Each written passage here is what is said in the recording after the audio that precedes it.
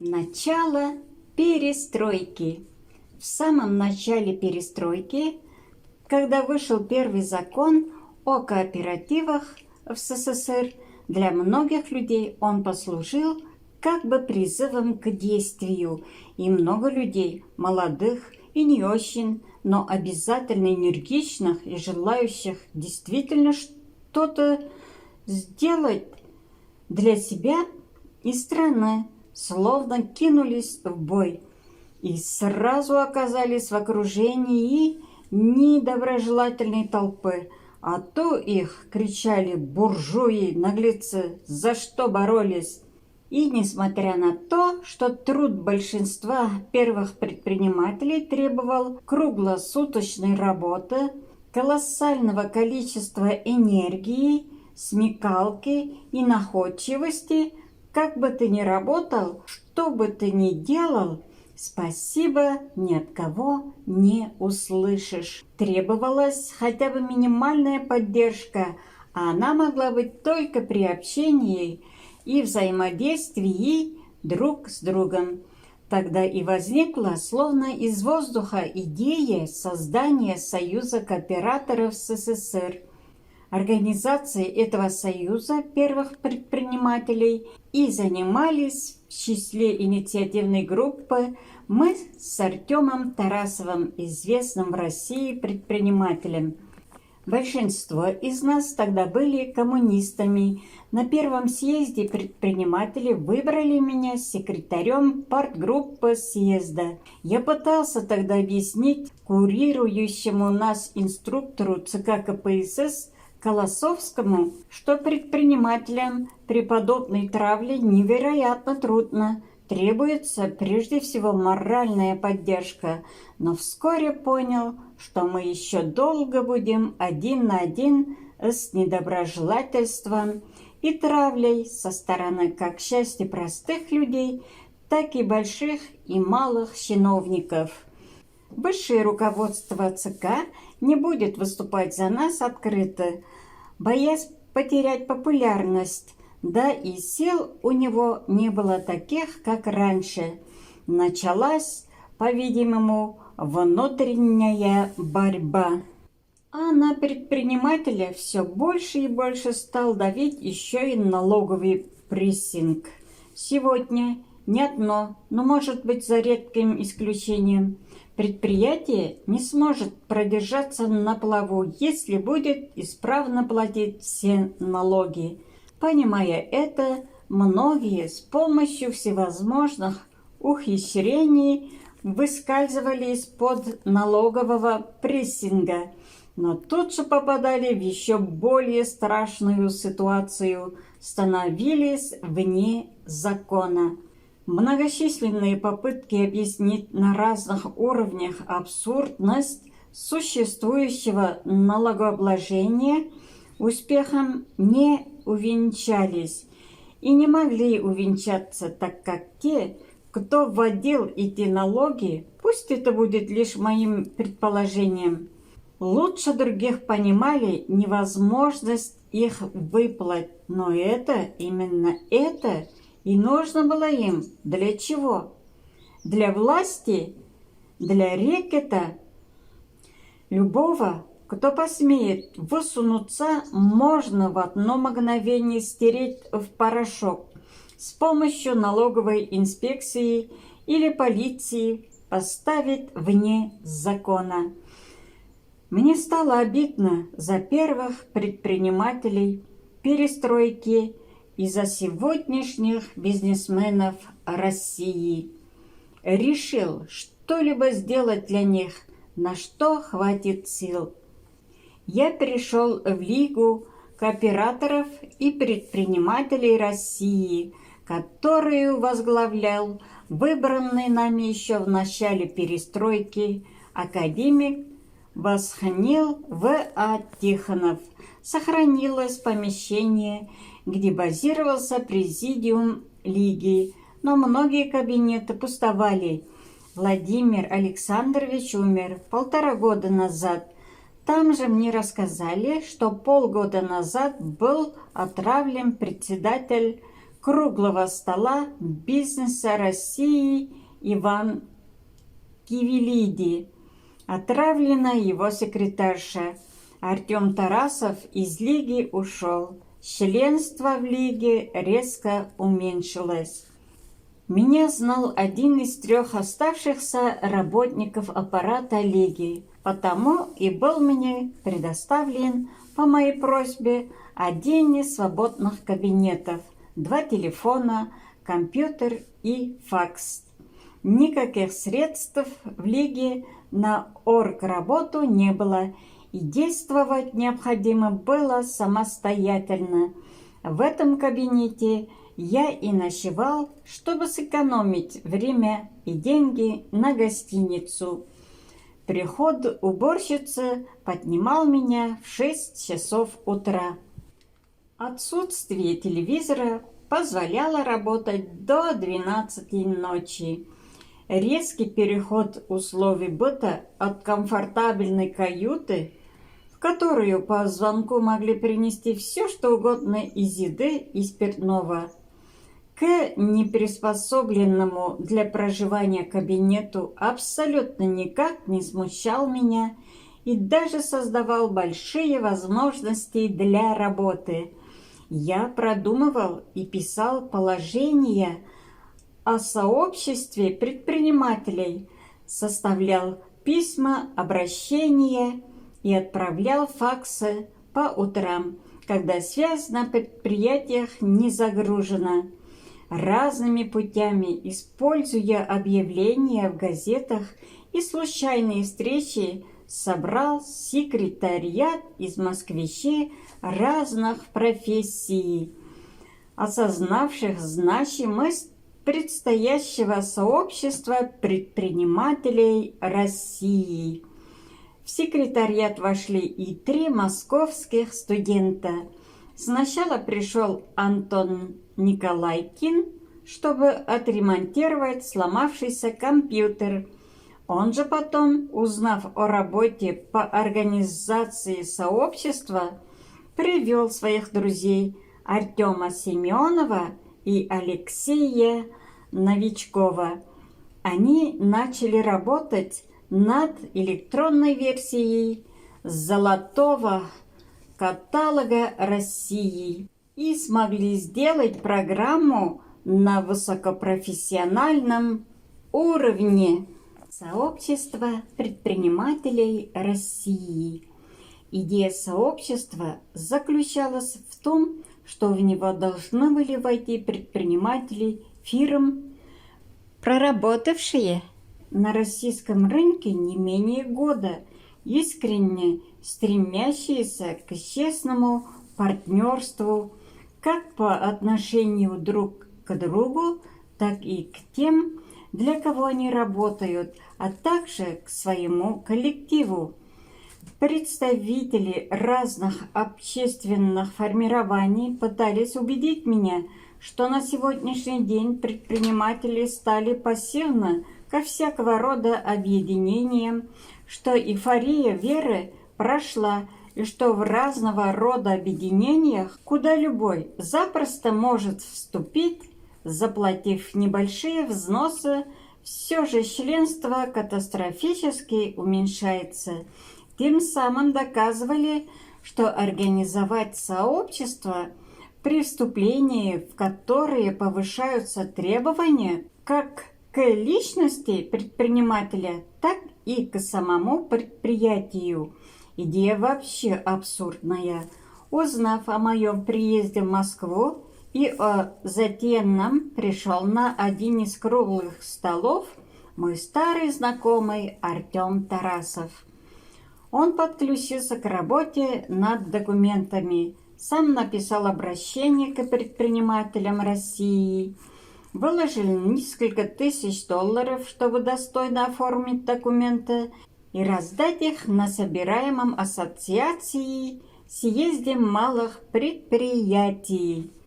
Но организаторы съезда решили не допустить раздачу таких материалов о сообществе, боясь, вероятно, конкуренции с нашей стороны.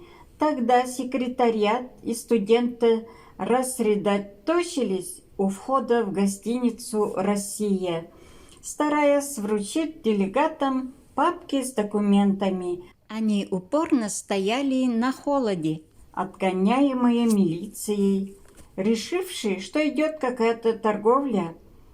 Артем Тарасов все же пронес в Кремлевский дворец папку с документами, но, к сожалению, лишь небольшую часть. Операция, на которую возлагались надежды, сорвалась.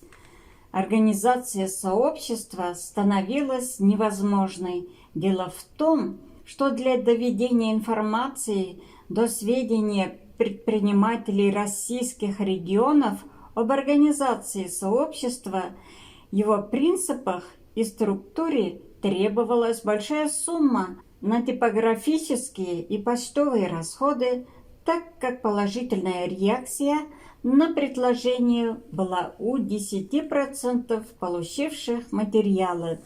Такой суммы не было. Из поступивших взносов руководство Лиги забрало часть суммы себе на аренду помещений, так как другого источника доходов у них не было. Видя, что происходит какая-то заминка, Лига вообще прекратила выдачу денег на орграсходы, несмотря на то, что перечисляемые предпринимателями суммы предназначались именно для финансирования орграсходов. Поступающие от предпринимателей средства руководство Лиги вынуждено было использовать на хознужды. Стала задерживаться зарплата секретариата сообщества. Мне пришлось уйти из Лиги, оставив там второй компьютер, приобретенный на средства предпринимателей, вступивших в сообщество. Как же так? Недоумевали студенты, фактически за свой счет подготовившие ряд компьютерных программ. Мы делаем работу, которую и должна выполнять, согласно своему уставу, эта общественная организация, а нас расценивают как арендаторов, и плевать им на предпринимателей. У аппарата Лиги были свои аргументы. За аренду помещения нужно платить. Я попытался с остатками секретариата продолжить работу от профсоюзов предпринимателей, но ситуация повторилась. И тогда я, познакомившись с некоторыми руководителями общественных объединений, вдруг увидел, что все они имеют название, но не имеют членства, похожие на диванные партии, и заняты лишь нуждами самого аппарата. Это не относится к ассоциации фермерских и крестьянских хозяйств, возглавляемой В. Башмачниковым. Может быть, еще к кому-то, но в основном это так. В России нет на сегодняшний день общественной организации, объединяющей серьезное количество предпринимателей, а существующие, похожие на диванные партии. Причины, среди прочих, считаю и обезличенность взносов. Почему-то каждый раз создается какой-то руководящий орган, который впоследствии начинает выступать от имени предпринимателей, при этом не советуясь с большинством. Я ушел из профсоюзов, остался без средств связей и каких-либо средств к существованию. К этому времени Артем Тарасов уехал в Лондон. Он пытался баллотироваться в президенты России. Еще при сборе подписей затратил несколько миллиардов рублей. Но когда Центризбирком забраковал большую часть подписей, Артем вынужден был заняться поправкой собственных дел. Москвичи, работавшие в секретариате, и не получающие никакой заработной платы вынуждены были покинуть его. Я остался один. Вернее, будет сказать, подумал, что остался один. Но начатое дело не собирались составлять 3 москвича-студента: Антон, Артем и Леша. Антон из своих средств, собираемых к отдыху на каникулы, оплатил месячную квартплату снятой для меня квартиры. Они ждали и хотели, чтобы я искал и нашел выход из создавшегося положения и продолжил работу над созданием сообщества. Их захватила сама идея. Они верили в нее, но я видел лишь тупик. В такое время и подоспела весть из Новосибирска к самоубийству. Приехавший по своим делам в Москву человек из Новосибирска пришел ко мне вечером. Он принес бутылку водки, закуску. Мы сидели на кухне, снимаемой мной однокомнатной квартиры, и он рассказывал о положении дел в моей семье и фирме. Они были плачевны. Фирме моей пришлось отказаться из-за нехватки средств на арендную плату от одного из офисов в центре города. Прекратил функционировать магазин запчастей для автомобилей. Работники фирмы попытались заняться торговлей обувью, но итог их деятельности – увеличение долгов. Ответственность вся ложилась на меня.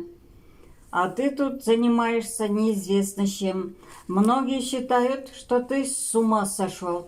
Сначала нужно было как-то положение дел в фирме выправить. Потом можешь заниматься этим своим непонятным делом. В тебя там уже никто не верит.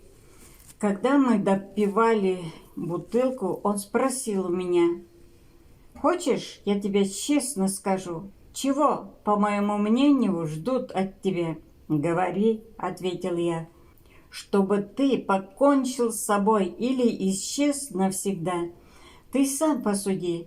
Без начального капитала сейчас вообще никакое дело начать невозможно. А у тебя теперь не то, что начального капитала нет, питаться не на что. Да и долги скопились. В мире нет аналога, чтобы из такой ситуации кто-то выкарабкался. А не станет тебя, все испишется со смертью, а остатки имущества твоего они разделят. Жена твоя говорит, что ты по гороскопу лев и все время жизнь расточительную вел, а умереть должен в нищете, как в гороскопе. Ну зачем ты пошел во вторую экспедицию? Никто понять не может. Несмотря на то, что мы были изрядно выпившими, проснувшись утром, я все же в подробностях вспомнил разговор. Его аргументы были весомы и убедительны. Тупик в Новосибирске, тупиковая ситуация здесь, в Москве. Везде страдают работавшие рядом со мной люди, страдает семья. Найти выход и исправить все я не могу, потому что выхода не существует. Прекратить эти страдания может моя смерть. Конечно, самоубийство – это нехорошо, но логика происходящего говорит, мое самоубийство облегчит жизнь других. И если это так, то он прав, жить я не имею права. И я решил покончить с собой. Это даже успокоило меня. Отпала необходимость мучительного поиска выхода из создавшейся ситуации, так как я согласился с тем, что смерть и есть выход. Я слегка убрал квартиру, но писал хозяйке записку, что не вернусь. Решил пойти в профсоюзы, привести в порядок бумаги по сообществу. Кто-либо, пусть не сейчас, позднее, может продолжить эту работу. Вот только как покончить с собой, если нет денег даже на отраву? Потом надумал, чтобы самоубийством не выглядело, пойду вроде бы купаться, словно морж, в прорубь, нырну и утону. И пошел. На станции метро Пушкинская в переходе вдруг услышал знакомую мелодию. Ее выводили на скрипках две молодые девушки. Перед ними лежал раскрытый футляр, куда люди бросали деньги. Так подрабатывают музыканты во многих переходах метро. Но эти две девушки, их скрипки, плывущая в грохоте поездов и шуме перехода мелодия заставляли замедлять шаг многих людей. Меня же она вообще заставила остановиться. Смычки скрипок выводили мелодию, которую пела в тайге Анастасия.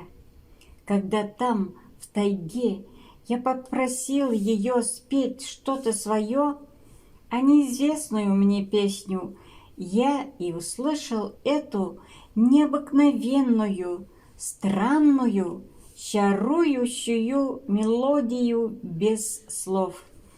Анастасия сначала вскрикнула, как кричит новорожденный ребенок. Потом ее голос зазвучал тихо-тихо и очень ласково. Она стояла под деревом, прижав руки к груди, и казалось, что она голосом баюкает и ласкает совсем маленького ребенка и что-то говорит ему. Совсем тихий голос ее заставил все вокруг замереть и слушать. Потом она словно обрадовалась проснувшемуся ребенку, и голос ее ликовал. Невероятно высокие по тональности звуки плавно и с переливами то парили, то взлетали ввысь, заполняли пространство, радовали все окружающее. Я спросил у девушек, что вы играли? Они переглянулись, и одна из девушек ответила, я как-то симпровизировала, вторая добавила, а я подыграла. Здесь, в Москве, захваченной идеей создания сообщества предпринимателей, ставшей уже как бы моим главным в жизни шагом, я почти не вспоминала Анастасию. И вот в последний день моей жизни, словно прощаясь, она напомнила о себе. «Сыграйте, пожалуйста, еще так же, как играли», — попросил я девочек. «Попробую», — ответила мне старшая. Я стоял в переходе метро, слушал чарующую мелодию скрипок, вспоминал таежную поляну и думал, Анастасия, Анастасия, слишком уж сложно в реальной жизни осуществить задуманное тобой. Одно дело мечтать, и совсем другое — воплощать мечту в реальность. Ошиблась ты, выстраивая свой план, организовать сообщество предпринимателей, книгу написать.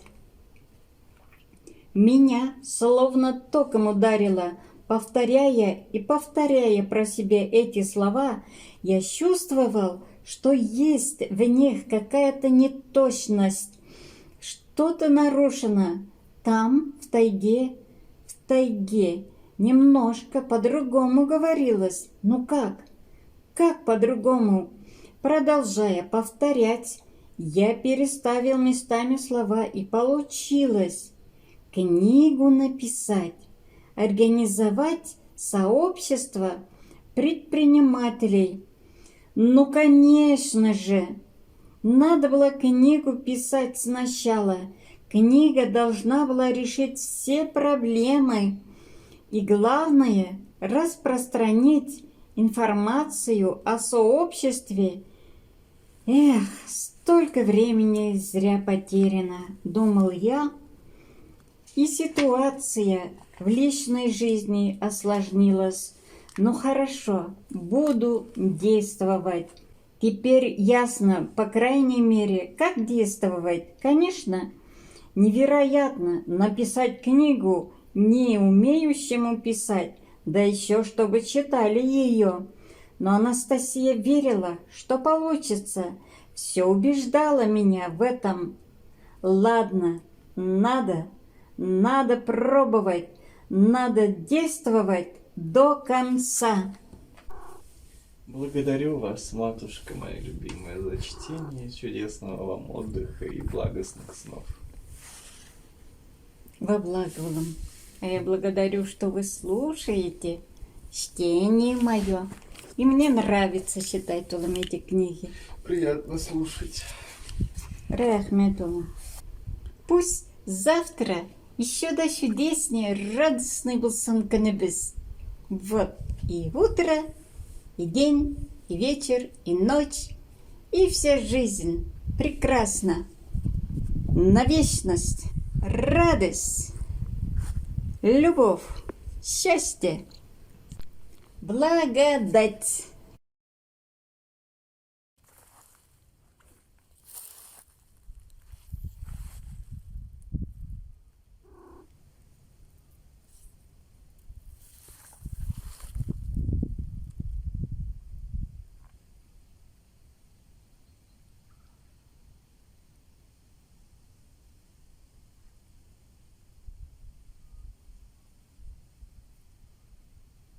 Доброе утро, красавица, и волшебного радостного дня.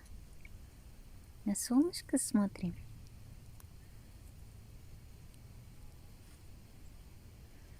Вот солнышко.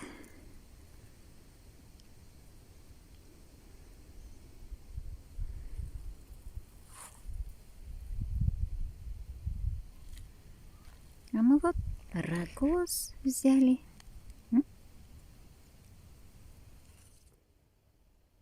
Нашей красавице нравится кедровое молочко.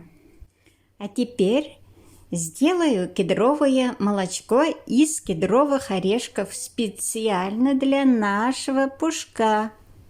Мы сами тоже любим такое молочко. Ох, запах парного молока, только растительного. Растительное молочко.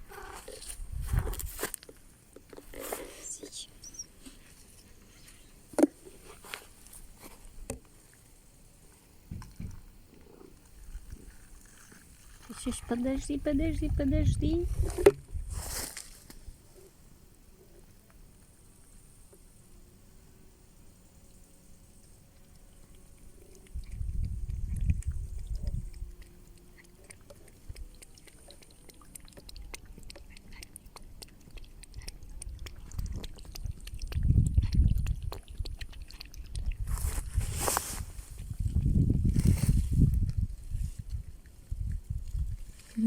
Вкусно. Это высшее наслаждение для нашей красавицы. Кедровое молочко. Сегодня во время утренних видеозаписей вот этот малюсенький рогозик Изъявил желание,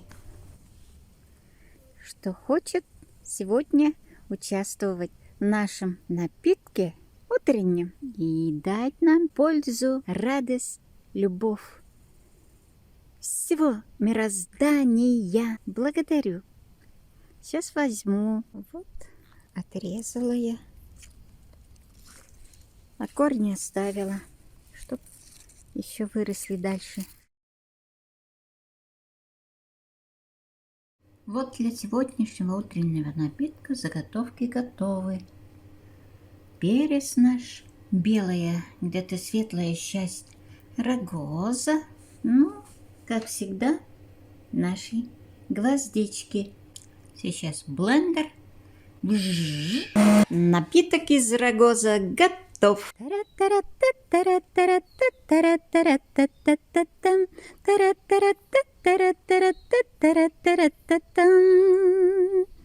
Кояш нурына каянып, күннәр уяна, йылдызларның яктылыгы күңелдә кала. Әнә җебер төкерер яудырып, томан тарала. Бар тереклекне уятып, җирдә таң ата. Әнә җибер текеләр яудырып, томан тарала. Бар тереклекне уятып, җирдә таң ата. Җир